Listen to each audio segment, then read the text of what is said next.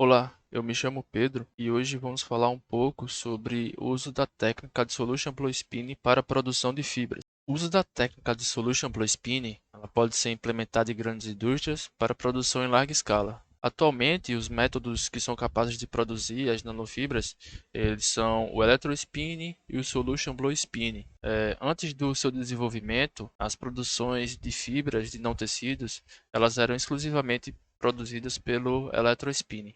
O método de fiação por superinsolução ele vem se tornando uma técnica promissora, porque ao longo dos anos o SBS ele vem progredindo através de pesquisas como um novo método alternativo ao electrospinning, para uma produção rápida e em larga escala de fibras, que explora principalmente as forças aerodinâmicas como a sua força motriz para a formação das mesmas. A tecnologia de produção das nanofibras ela está relacionada a um grande interesse de diversas áreas de pesquisas, incluindo a ciência dos materiais, em uma produção mais rápida, uniforme e que tenha um baixo custo e grande produtividade de nanofibras. Essas nanofibras, elas possuem propriedades únicas em comparação com fibras de diâmetro muito maiores feitas do mesmo material. E essa diminuição no diâmetro das fibras para nanoscala aumenta consideravelmente a relação entre a área de superfície e o seu volume. Com relação à área de superfície dessas fibras,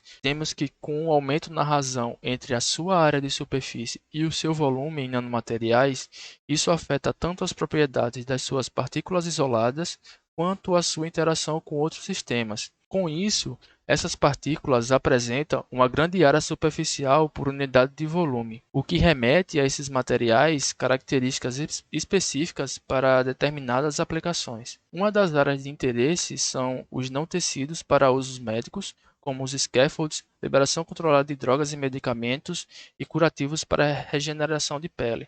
Ele também possui relevância em outros tipos de produtos, como filtros de ar, roupas de proteção, etc.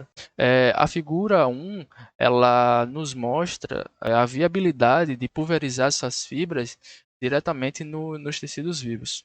Os objetivos gerais e específicos do projeto têm como finalidade otimizar os parâmetros da técnica de fiação por sopro e solução para a produção de micro e nanofibra de polímeros, variar os parâmetros de processo como pressão de fiação, taxa de injeção do polímero, tipo e geometria do bico de fiação, correlacionar as variáveis de processo com a morfologia e encontrar condições otimizadas com maior repetibilidade e uniformidade das morfologias obtidas. Já na metodologia utilizada para esse processo, ela não necessita de grandes voltagens como no eletrospinning ou de temperaturas muito elevadas e consiste em uma fonte de gás comprimido, uma bomba de injeção com seringa, um mecanismo formado por bicos concêntricos, um manômetro e um coletor que pode ser rotatório ou estacionário. A fonte de gás comprimido, que vai ser a nossa força motriz, ela é responsável por alongar a gota localizada na ponta dos bicos concêntricos em consequência da sua alta velocidade. O gás utilizado no experimento foi apressurizado e com uma porcentagem muito baixa de umidade. Já o regulador de pressão, ele é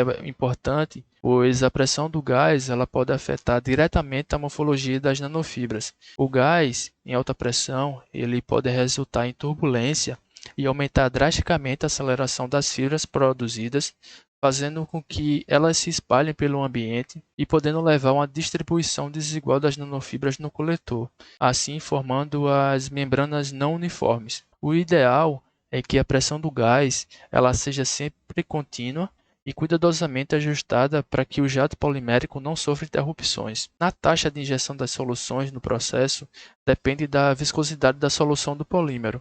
Para a formação de fibras contínuas, essa taxa de injeção ela deve ser suficiente para que a gota seja formada na ponta da agulha e que a pressão do gás seja ideal para a formação de um cone de solução polimérica na ponta da mesma. Esse cone ele é formado em consequência das forças aerodinâmicas responsáveis pelo estiramento e aceleração da solução polimérica. O fluxo ele deve ser contínuo porque o material expelido ele deve ser reposto e sem interrupções. O projeto matriz de fiação de bicos concêntricos ela consiste em um bocal interno e um bocal externo e geralmente uma solução de polímero ela é fornecida através do bocal interno e um gás comprimido ele é fornecido através do bocal externo. e esses dois componentes do bico concêntrico são independentes um do outro. Esse projeto de bico concêntrico faz o uso do princípio de Bernoulli, no qual a mudança na pressão do ar ela é convertida em energia cinética, onde na ponta da agulha se encontra a gota, o gás que estava em alta pressão passa a ter a pressão atmosférica e esse decréscimo de pressão acarreta em um aumento da velocidade, dando origem à força responsável de conduzir a fibra polimérica até o coletor. Por fim, no coletor, ele é responsável por agrupar as fibras. O coletor utilizado na pesquisa foi acoplado a um equipamento rotativo onde podemos ajustar sua rotação em torno de 200 RPM. Observando com mais atenção, pode-se ver na figura 2 que existe uma distância entre a matriz de bicos concêntricos e o coletor.